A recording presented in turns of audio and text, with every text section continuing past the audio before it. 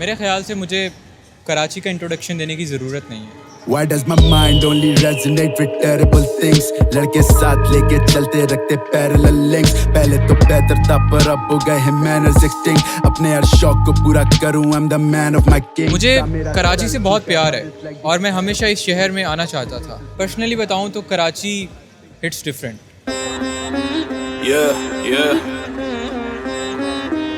माशाल्लाह लियारी के लोग अच्छे लोग हैं यार, बुरों से बुरे भी हैं, कोई ऐसा मसला नहीं। कुछ अर्सा 2-4-10 साल पहले थोड़ा गलत हालात थे, अभी बहरहाल अल्हम्दुलिल्लाह बहुत ज़बरदस्त।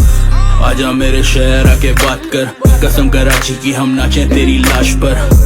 आजा मेरे शहर आके बात कर, कसम कराची की हम नाचे तेरी लाश पर। और इस वक्त ये धमाका हुआ है और गालिबन ये या ग्रेनेड का या रॉकेट का ये फायर था और शदीद फायरिंग दोबारा शुरू हो गई। आप देख सकते हैं कि लियारी की सूरत हाल कुछ नहीं पता चलता, किसी भी वक्त कुछ भी हो जाता है। मुझे पता है कि कराची का पास्ट बहुत वायलेंट रहा है, खास करके लियारी का। इन सड़कों पर ऐसे ऐसे गैंग वॉर्स हुए हैं कि नेटफ्लिक्स ने पूरी एक मूवी बना दी। वो अलग बात है, इस मूवी में जो भी दिखाया गया वो सब सच नहीं था। धुरंधर सिर्फ एक प्रोपेगेंडा है और 3000 करोड़ का बिजनेस भी। रहमान डकैत की दी हुई मौत बड़ी कसाई नुमा होती है।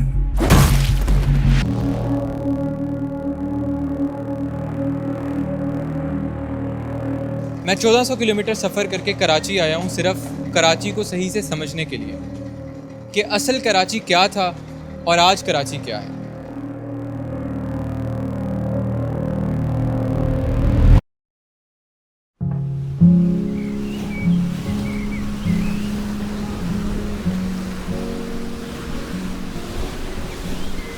पाकिस्तान का सबसे बड़ा शहर, 18 मिलियन लोगों की आबादी और पूरी कंट्री में सबसे ज़्यादा पैसे कमाने वाला शहर है कराची। लेकिन इतना पैसा कमाने के बावजूद भी ये शहर लावारिस है।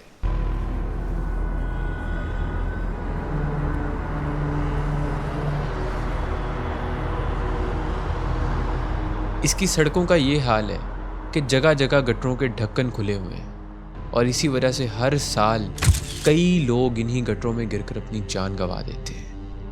टैंकर के अलावा यहाँ नलकों में पानी नहीं आता। बेटा 2-3-4 वो ले आते हैं डोल बोल, तो उससे अपना गुजारा कर लेते हैं। एक ही दिन में 8-8 घर में 8-8 अब 10 अफराद हैं। 10 हमारे भी 10 अफराद हैं। मगर परेशानी बहुत है, हद से ज्यादा। लैंड माफिया तुम्हें यहाँ जगह जगह मिलेगा। सरेआम स्नैचिंग यहाँ बहुत आम है, कोई भी चीज़ छुपी हुई नहीं है। ये सब डाटा पब्लिकली अवेलेबल है। रक्षा ड्राइवर हूँ, वो रक्षा खड़ा हुआ, मैंने ऐसे झटका मारा, उसने बटुआ निकाल लिया।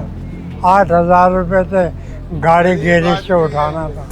अच्छा, गाड़ी गैरेज से उठाना था, 8000 रुपये थे, निकाल के ले गए। इवन इस वीडियो को बनाने से पहले मैंने बहुत बार सोचा कि क्या मुझे कराची की सड़कों पर कैमरा ले जाना चाहिए या नहीं।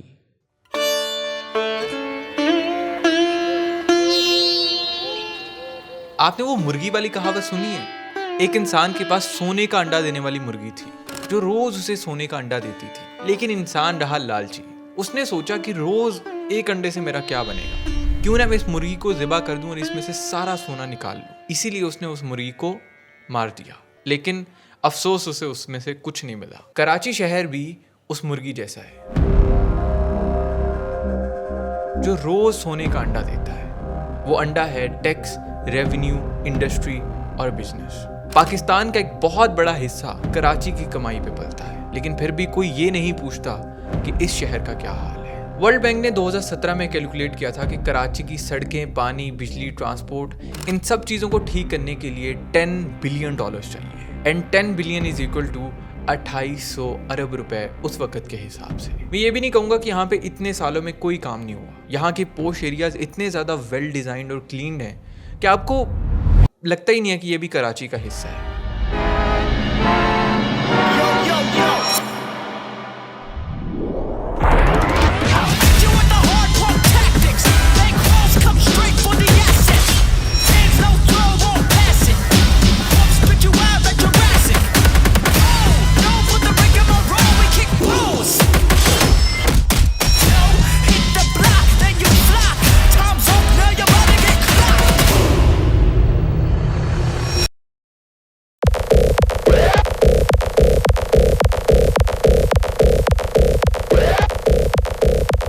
लियारी को लोग दो तरह से जानते हैं, एक है स्पोर्ट्स वाला लियारी और दूसरा है गैंग वॉर्स वाला लियारी। लेकिन लोग हमेशा गैंग वॉर्स वाले लियारी को ज़्यादा हाइप देते हैं, लेकिन उनको ये नहीं पता कि इसी लियारी ने कितने बड़े बड़े फुटबॉल प्लेयर्स को पैदा किया। 1950 से 1970s तक यहाँ पे स्पोर्ट्स पीक पर था, लेकिन 1980s के बाद यहाँ पे गैंग वॉर स्टार्ट हो गए और वो अगले 30 सालों तक चले। वो इतने ब्रूटल थे कि आज 46 साल बाद भी लोग उन गैंग वॉर्स को भुला नहीं पाए।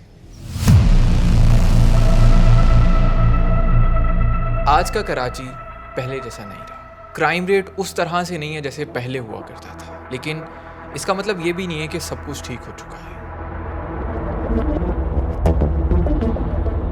आज गैंगस्टर्स फटे पुराने कपड़ों में नहीं बल्कि लग्जरी कार्स और सूट्स में घूमते हैं। आज का क्राइम कराची की गलियों से ज़्यादा ऑफिसेज के अंदर होता है, जहां आपको जगह जगह पे रिश्वतखोर मिलेंगे। हर जगह पे नए माफियाज ग्रुप्स आ चुके हैं जिन्होंने इस शहर को संभाला हुआ है। Water tanker mafia, land grabbing mafia, real estate के बिग प्लेयर्स और मीडिया के कुछ लोग भी इन माफियाज ग्रुप्स का हिस्सा है, जो पैसे लेके अपना मुंह बंद कर लेते हैं। ऊपर से दिखने में तो सब कुछ लीगल और बिल्कुल सही नजर आता है, लेकिन अंदर से आज भी निज़ाम वैसे का वैसा ही है, बिकाऊ।